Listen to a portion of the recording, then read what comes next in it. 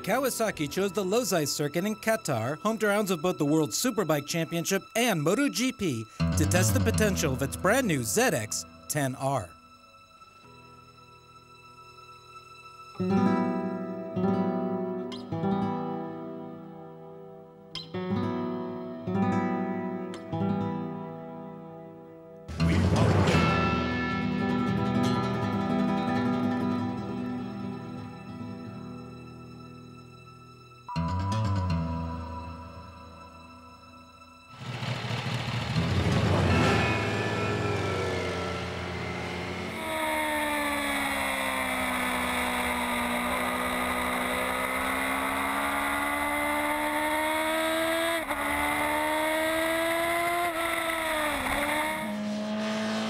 The ZX-10R first came on the scene in 2004 and went on to win the 24 Hours of Le Mans in 2006 and 2008.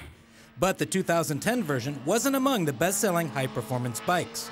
Up against the R1 and GSX-R, and more importantly with the arrival of the impressive BMW S1000RR, the Kawasaki engineers have gone flat out to create a new, sexy and devilish ZX-10R.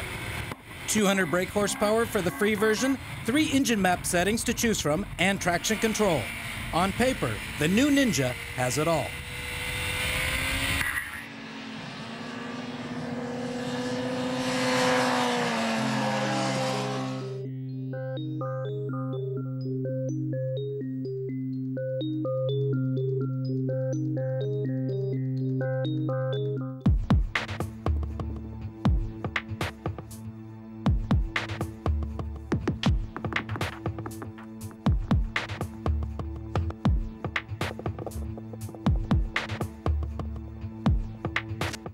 On the design front, the new Ninja has sharper lines and is less cumbersome than its predecessor that was hampered by both its weight and size.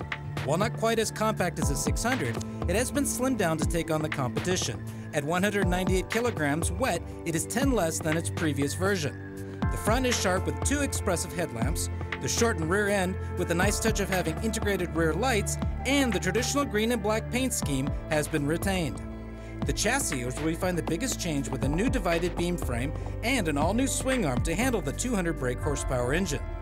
On the technology front, there is Kawasaki's KTRC traction control system. There are 3 modes to choose from and a system to verify a large number of parameters in a matter of a few thousandths of a second to keep the rear wheel stable without diminishing performance. The engine is also brand new. The engineers beefed up the power output while trying to conserve the ease of exploitation.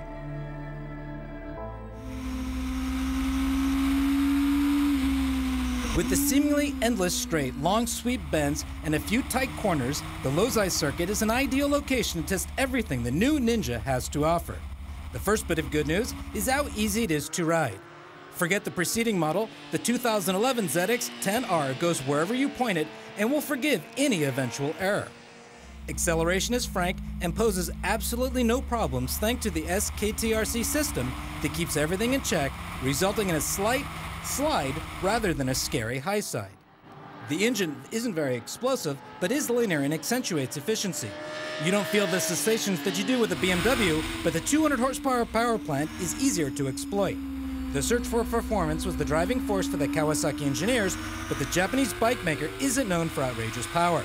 The electronics on board are top drawer and can even be had with ABS, as safety has always been an important point with the construction of this bike.